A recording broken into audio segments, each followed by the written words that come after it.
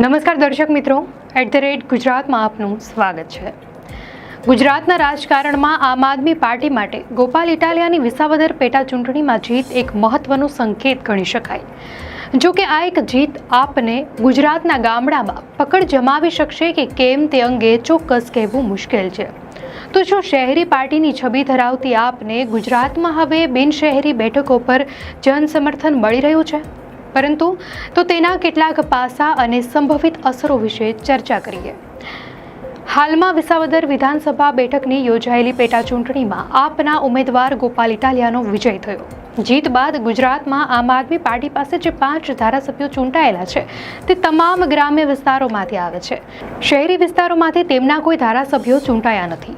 ઉલ્લેખનીય છે કે દિલ્હીમાં આપી સરકાર બનાવી ત્યારે તેને શહેરી પાર્ટી તરીકે ગણવામાં આવતી હતી। જો કે ગુજરાતમાં તેને શહેરોમાં નગણ્ય સફળતા મળી છે, જ્યારે ગામડામાં તેને પ્રમાણમાં સારો પ્રતિસાદ મળી રહ્યો હોય તેવું લાગી રહ્યું છે। ગુજરાતમાં વિસાવદર, ગારિયાધાર, જામજોધપુર, ડેડિયાપાડા અને બોટાદ આ 5 બેઠકો પર આપના ચૂંટાયેલા ધારાસભ્યો છે। જો કે આ 5 ધારાસભ્યો પૈકી બોટાદના ધારાસભ્ય ઉમેશ મકવાણાએ બળવો કરતા તેમને પાર્ટીએ પાર્ટીમાંથી સસ્પેન્ડ કર્યા છે।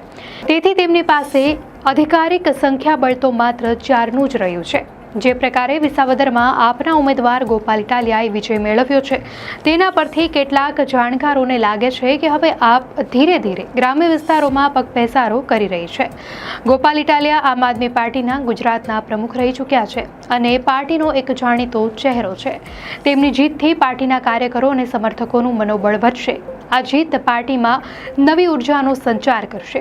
વિસાવદરની જીતથી ગોપાલ ઇટાલિયાનું કદ પણ વધશે અને તેઓ ગુજરાતમાં આમ આદમી પાર્ટીના એક મજબૂત નેતા તરીકે ઉભરી આવશે। તો વિસાવદર ભાજપનો ગઢ મનાતો હતો અને ત્યાં આમ આદમી પાર્ટીની જીત ભાજપ માટે એક ચેતવણી રૂપ છે। આ દર્શાવે છે કે આપ ગ્રામીણ વિસ્તારોમાં પણ ભાજપને ટક્કર આપી શકે છે। આ સાથે જ કોંગ્રેસ માટે આ જીત વધુ ચિંતાજનક છે, કારણ કે આમ આદમી પાર્ટી તેના પરંપરાગત વોટ બેંકમાં ઘૂસણખોરી કરી રહી છે। મહત્વનું છે કે ઈસુદાન ગઢવી ગુજરાતમાં ખૂબ જ લોકપ્રિય હતા, ખાસ કરીને તેમના શોના લીધે। આપના પ્રદેશ પ્રમુખ ઈસુદાન ગઢવીના ટીવી શોને કારણે પાર્ટીની ગામડામાં અને ખેડૂતોમાં ખાસી લોકપ્રિયતા છે। આ શોમાં તેઓ ગ્રામીણ અને ખેડૂતોના મુદ્દાઓને ભારપૂર્વક ઉઠાવતા હતા, જેના કારણે તેઓ ગામડાના લોકોમાં ખૂબ જ જાણીતા બન્યા હતા। તેમનો આ પ્રસાર આમ આદમી પાર્ટી માટે ગુજરાતના ગામડામાં પકડ જમાવવામાં નિશ્ચિતપણે મદદરૂપ થયો છે। ગોપાલ ઇટાલિયા સૌરાષ્ટ્રના નાના ગામડામાંથી આવે છે। તો સાગર રબારીનો દાવો છે કે આમ આદમી પાર્ટીના નેતાઓએ જે આંદોલનો કર્યા તેમાં નાના શહેરો અને ગામડાના અવાજનો પડઘો હતો। તેમણે કહ્યું, સિસ્ટમથી ત્રાસેલા લોકો નાના શહેરો કે ગામડામાંથી આવતા હતા, તેથી આપનો પડઘો મોટા શહેરો કરતાં ગામડામાં વધારે ઝીલાયો છે। ગુજરાતના ગામડામાં ભાજપની ખૂબ જ મજબૂત પકડ છે।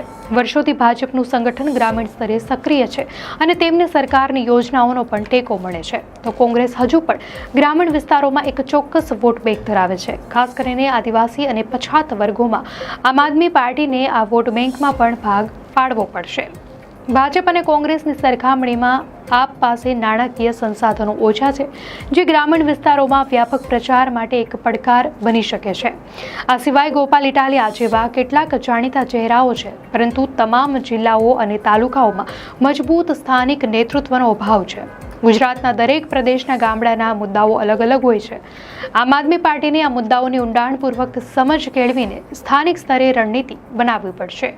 વર્ષ 2022ની વિધાનસભાની ચૂંટણી વખતે 35 બેઠકો એવી હતી કે જ્યાં આમ આદમી પાર્ટી બીજા સ્થાને રહી હતી। જોકે શહેરી વિસ્તારોમાં તેને એટલું સમર્થન નહોતું મળ્યું। સૌરાષ્ટ્રની 48 બેઠકો પૈકી 14 બેઠકો પર આપ બીજા સ્થાને હતી। મહત્વનું છે કે ગોપાલ ઇટાલિયાની વિસાવદરની જીત આમ આદમી પાર્ટી માટે એક આશાનું કિરણ છે।